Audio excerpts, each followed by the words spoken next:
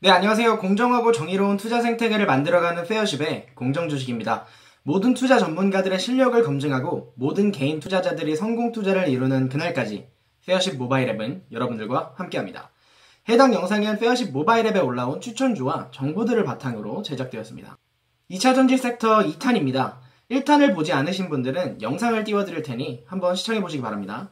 1탄에서 말씀드린 대로 테슬라 배터리데이 데모데이 이후 2차전지 섹터가 박살이 나고 있죠. 오늘은 1탄에서 언급해드린 배터리 셀 소재 종목들 중에 양극재와 음극재 종목들에 대해서 자세히 살펴보는 시간을 가지겠습니다.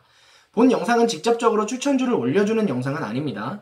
직접 추천주를 받아보고 싶으신 분들은 영상 마지막 부분을 참고해주세요. 자, 그럼 설명을 시작하겠습니다. 굉장히 압축되어 있으니까 보시고 이해가 안 되신다면 여러 번 돌려보시기 바랍니다.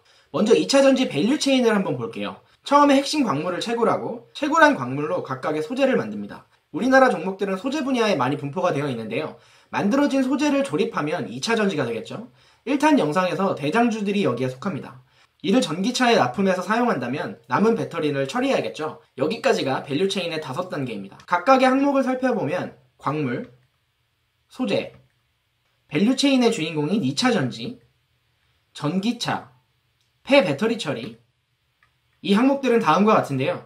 중요한 점은 어떤 회사가 무엇을 만들고 그 품질은 얼마나 경쟁력이 있는지, 시장 점유율 추이는 어떻게 될지인데요. 오늘 주제가 양극재와 음극재, 즉 소재인 만큼 광물 채굴과 밀접하게 관련이 있습니다. 광물 가격이 올라갈 때 매출액이 오르고 내려갈 때 같이 매출액이 내려가는 모습을 확인하실 수 있습니다. 현재가를 띄워드렸습니다. 니켈은 출력과 용량, 코발트는 안전성에 영향을 미친다고 지난 1탄 영상에서 말씀을 드렸죠. 중요한 항목이니까 기억하시라고 한 번 더 말씀을 드립니다. 그래프를 보시면 가장 비싼 광물은 코발트인 것을 확인하실 수 있습니다. 그리고 2019년에 코발트 가격이 많이 내려간 모습을 확인하실 수 있죠. 앞으로 나오는 영상에서 NCM 양극재를 제조하는 종목들은 2019년에 코발트가 하락을 하면서 매출이 하락세인 모습을 확인하실 겁니다. 그러면 이제 종목을 하나씩 살펴보는 시간을 가질까요? 포스코케미칼은 2차전지 관련주에 묶여있지만 원래 내화물, 건설, 생석회, 케미칼이 주를 이루는 회사였습니다. 2019년도 기준 2차전지 매출 비중이 엄청 성장했다고는 하지만 고작 19%를 차지하고 있는데요. 품목별 매출에서 흰 부분, 녹색 부분이 양극재, 음극재입니다. 우리나라에서 유일하게 양극재와 음극재 모두 생산하는 그런 기업입니다. 19년부터 21년까지 2차전지 품목의 매출 비중이 50%까지 늘어나는 모습을 확인하실 수가 있습니다. 자회사를 따로 상장시킨다는 말들이 있지만 현재까지는 성장성을 보고 관련주로 편입되어 있는 모습입니다. NCM이 망간 함유로 인해서 용량과 안정성이 좋고 NCMA가 알루미늄 때문에 출력이 좋다고 알려져 있는데요. 포스코케미칼은 양극재 부분에서 이 둘의 장점만을 모으고 비싼 코발트의 사용을 줄여서 가격을 낮추는 NCMA 양극재를 만들려고 합니다. 광양공장 3단계는 2022년에 가동을 목표로 하는데요. 완공이 되면 기존 4만 톤에서 7만 톤까지 생산량을 갖추게 됩니다. 2차전지 1탄에서 말씀드렸듯이 규모의 경제가 중요하다 보니까 규모를 늘리는 게 상당히 중요해 보입니다. 포스코케미칼은 인조흑연을 국내에서 처음으로 생산을 하는데요. 이는 테슬라가 원하는 음극재입니다. 테슬라의 한마디 한마디에 배터리와 소재 업체들의 주가가 휘청거리는 것을 배터리데이 때 한번 보셨죠? 잘 참고하시기 바라고요. 수명 또한 2~3배 정도 갑니다. 또 출력이 빠르고 충전이 빠릅니다. 3세대는 충전 시간을 2세대에 비해서 절반 이상으로 줄이려고 하는데 좋은 소재죠. 현재까지는 이들의 제품을 유일하게 상용시킬 수 있는 그런 회사인데요. 치명적인 단점이 있는데 굉장히 비싸요. 인조흑연의 생산 단가를 낮추는 것이 시급해 보입니다. 포스코케미칼은 6월에 블랙록 마이닝과 마인즈 흑연 사업에 MOU를 맺었습니다. 이곳에는 7천만 톤의 흑연이 매장되어 있어서 MOU가 실제 투자로 이어질 가능성이 크다고 하는데요. 포스코 그룹 전체에서 올 상반기에 100억 원 이상 투자한 곳이 12건이 있는데요. 그 중에서 6건이 포스코케미칼에서 진행을 했습니다. 현재 포스코케미칼은 규모를 확실히 늘리려고 하고 있는데요. 추가적으로 포스코케미칼은 LG화학과 1조 8천억 원어치 계약을 맺었습니다. 이는 소재 산업에서 이례적인 계약인데요. 2차전지 점유율 1위인 LG화학과 이례적인 장기 계약을 따낸 포스코케미칼, 기대되는 부분입니다. 여담이지만 OCI라는 회사도 고순도 과산화수소를 생산하는 합작법인을 설립을 했어요.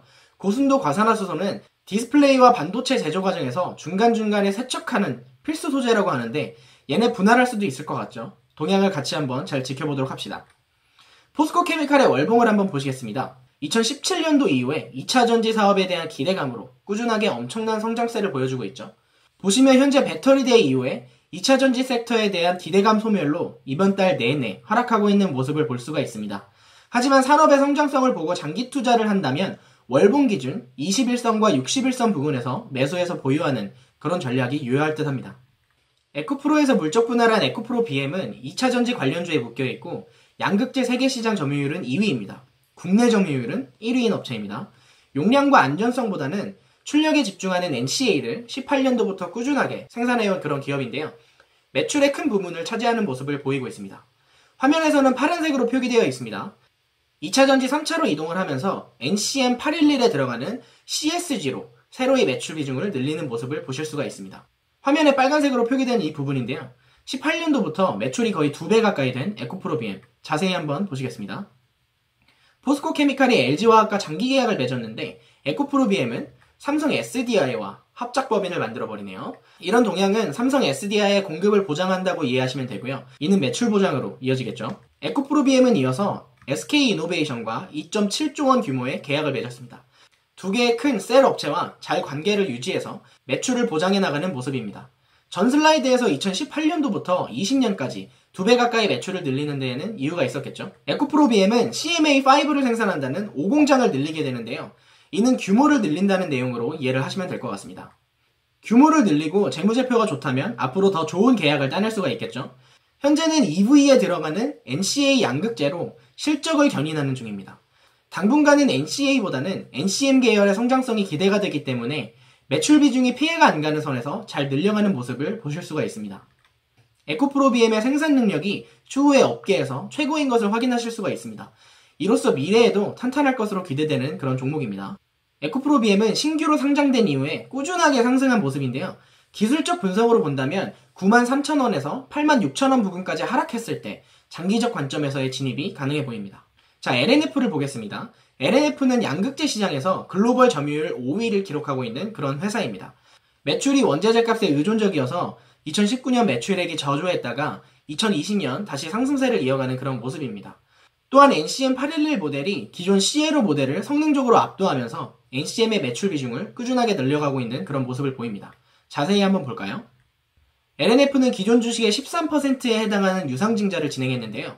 이 덕분에 부채를 216%에서 200% 미만으로 하향 조정하면서 재무구조를 개선했습니다. 에코프로 BM에 비해서 카파도 낮고 카파 증가율도 낮지만 이번 유상증자를 통해서 늘어난 영업이익으로 카파를 좀 더 공격적으로 향상시킬 수 있기를 기대해봅니다. LNF는 카파를 늘리기 위해서 700억 원을 들여 공장을 증설했는데요. 이는 생산 능력을 키워서 더 좋은 계약을 유치할 수 있는 발판이 되고 있습니다. LNF의 월봉인데요.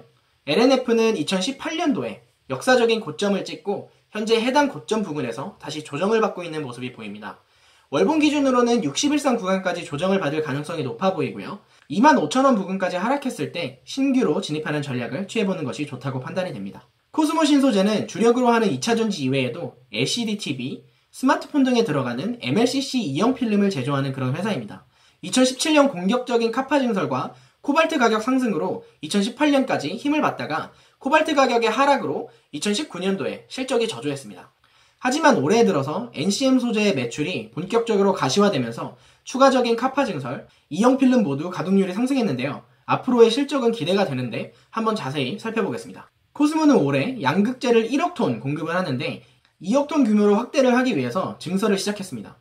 전기차 시장이 점차 코발트 제로 시장으로 전환을 하면서 고객사 요구에 맞춰 니켈의 비중을 높여나가고 있는데요. 전기차 시장이 점차 코발트 제로 시장으로 전환하면서 고객사 요구에 맞춰 니켈의 비중을 높여나가고 있습니다. 이 430억 원 중에 300억 원은 생산시설 보강에, 130억 원은 고객사의 승인이 떨어지면 전고체를 생산해서 양극재 개발을 촉진하려고 합니다. 코스모 신소재는 과거에 양극재 중간 제품을 만드는데 중국과 협업을 했지만 점차 중국의 의존도를 줄여나가고 있습니다. 이를 통해 마진율이 늘어나서 영업이익의 확대가 기대가 됩니다. 자, 코스모 신소재의 월봉을 보겠습니다. 코스모 신소재는 타 2차전지 양극재와 음극재 종목들보다 상승세가 상당히 더뎌왔던 그런 종목입니다. 2차전지 양극재와 음극재 섹터에 대한 기대감으로 종목을 선별해서 매수를 하신다면 시세적인 동향을 비교했을 때 코스모 신소재보다는 앞서 안내드린 포스코케미칼, LNF, 에코프로 BM 중에 선택하시는 전략이 더욱 유리해 보입니다. 자, 이렇게 해서 2차 전지 영상 2탄으로 양극재와 음극재, 그리고 해당 종목들에 대해서 알아봤습니다. 각 회사들의 월봉을 보여드리면서 장기적 측면의 매수 구간을 잡아드리긴 했는데요. 장기 투자는 매수 이후에 최소 1년 이상 보유하는 전략을 의미합니다. 같은 종목을 매수하더라도 투자 전략에 따라 대응 방법은 천지차이인데요. 현재 해당 종목들을 들고 계신다면 1차적으로 우선 매도하고 자율주행 섹터로 갈아타는 것이 단기적 관점에서 더욱 유리해 보입니다. 페어십은 주식 전문가들의 실력을 검증해서 투자자들에게 투명하게 공개하는 시스템입니다. 자율주행과 2차전지, 시장의 향후 방향성, 그리고 종목들에 대한 분석 등 더욱 자세한 정보와 추천주들에 대해 궁금하신 분들은 영상에 보이시는 번호로 문자를 주시면 검증된 전문가의 추천주를 받아보실 수 있는 VIP 서비스 30일 이용권을 무료로 제공해드리고 있습니다.